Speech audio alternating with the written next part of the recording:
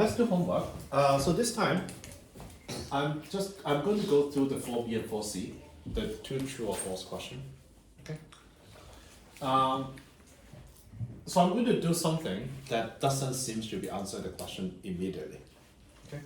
So imagine you have a determinant where the top left is a1 plus x, the bottom is a2 plus y, and then the top right is b1. Bottom right is b2. These are all numbers. I use symbol to represent the number. So you multiply it out. By now, if you've done homework, you're becoming really good at this. This multiply this, minus this multiply this.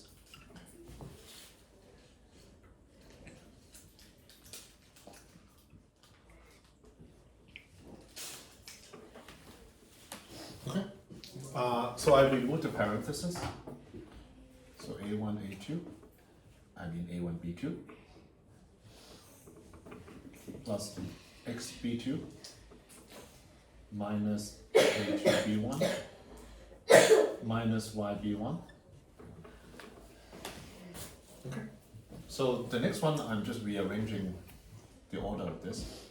a1 b2 minus a2 b1. And then plus x b2 minus y b1. If you stare at this really carefully, then you'll realize that this one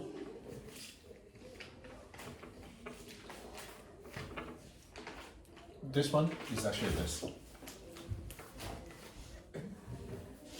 And the next one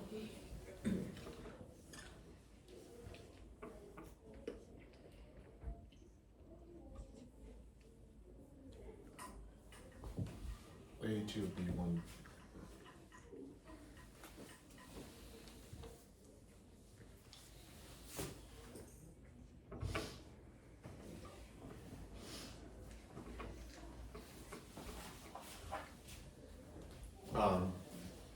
if you multiply it out, x times b2 minus y times b1 is this. So it's basically the same. So we basically just kind of prove a formula. So it turns out when you have something that looks like this, you can split it into two determinants. We'll use this in the second half of the class. Yeah, we'll use it later on in the class. Now for this particular true or false question, you can basically just calculate it and to show that it's not the same. I think all of you probably have done it that way. Okay. But I'm going to use this to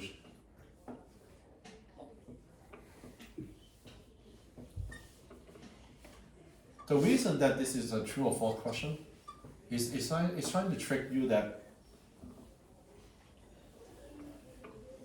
some formula looks correct but is not. I'm going to apply this formula once by splitting it. So I keep the first one, 1, 1, 2 plus 1, 2 plus 2. The second one, 1, 2. And then 2 plus 1. First of all, do you know what I'm doing? I'm applying this that I just showed. Splitting it, keeping the first part, and then the second part. Now I'm going to apply this formula again.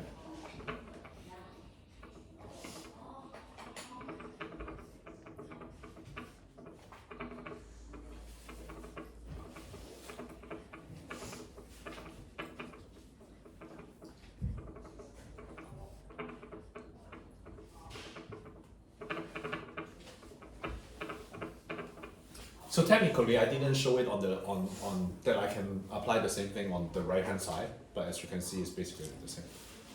So first of all, can I get a show of hand? Do you know what I'm trying to do by applying this?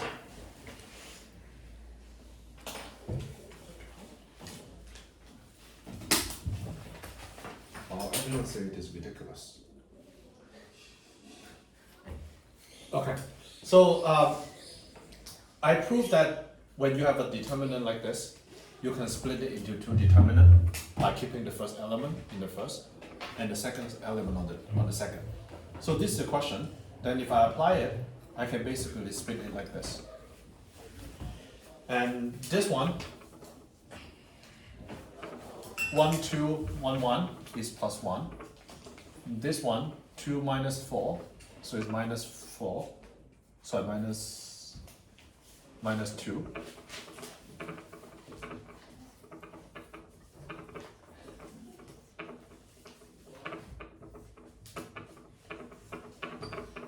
So the question asks you whether this is equal to this, the first element, plus the second one.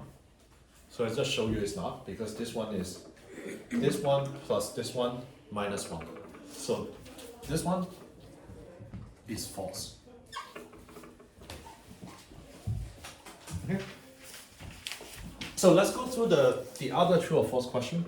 Again, this is important because this part, I'll reference it later on in today's class. This one, just remember this.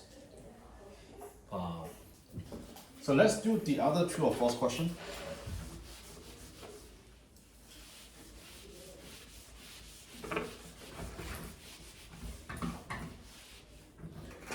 The other true or false question, I'm also going to do something that's seemingly unrelated. So there's a 3 by 3 matrix. By convention, we want to use lambda.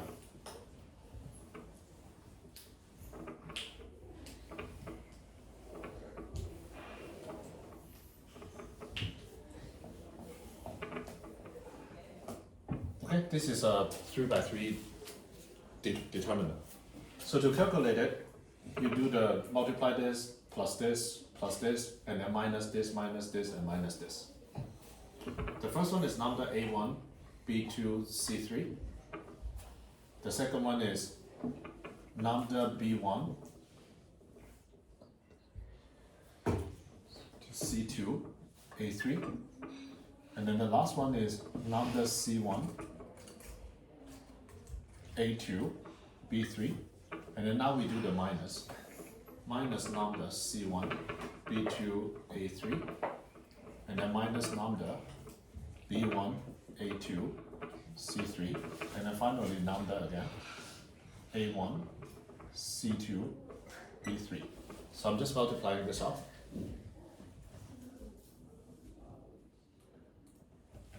Can I get a show of hand? Do you know what I'm trying to do so far?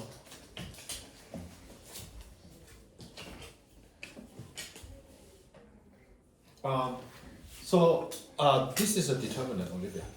So I'm trying to calculate this determinant.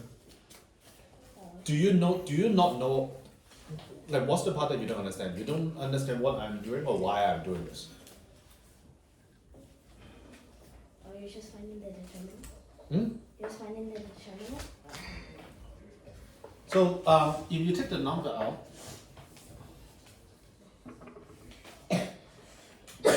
you can write everything inside.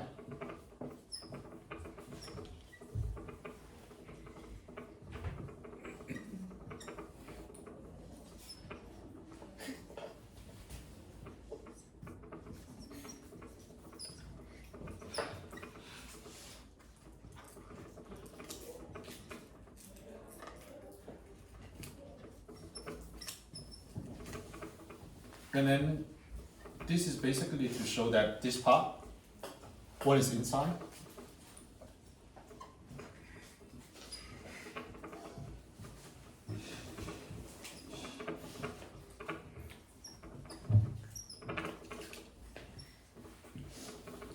So it turns out, if you have a common factor for the three numbers at the top, you can actually pull it out. Do you know what I'm trying to say? So similarly, you can basically you can show that if you have a common factor in the first column,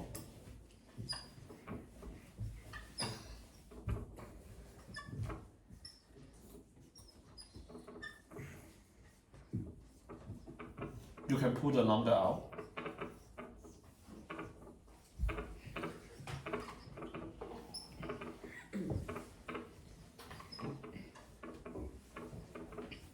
So similarly, you can basically put a number out. Okay, so now let's go to the question why I'm doing all of this. So you have 12. So this is the question. You have 12, 6, 3, 4, 0, 1, 2, 5, 2. What is the common factor of the three numbers at the top? 3. 3. 3 times 4. I'm doing it more slowly than I need to. So there's a common factor here.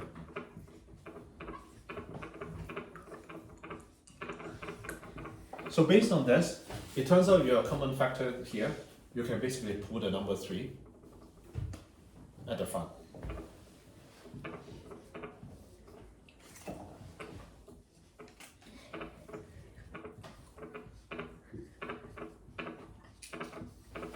So because this is a common factor 3 here, so I can basically pull it out, and then what is left is 4, 2, and 1. Now I want to apply this. What's the common factor in the first column? 2. 1, 2. 1, but 2 as well. 4, 4, 2. Oh. The common factor is 2. So then you can put a 2 here again. What is inside? 2, 2, 1. So that's why this one is true. So remember the homework problem? Ask you whether this is equal to this. Well, technically it says 6, okay, but you can do the multiplication. But the way to get from this to this, again, I think what you do the homework is you just compute this, and you can compute this, okay? But the reason that this will become this is you can basically apply this, take the common factor out from the first row, and then you also take the common factor in the first column, and then that's why it is equal to 6 times. So that's homework, but this part again, we will use it in today's class.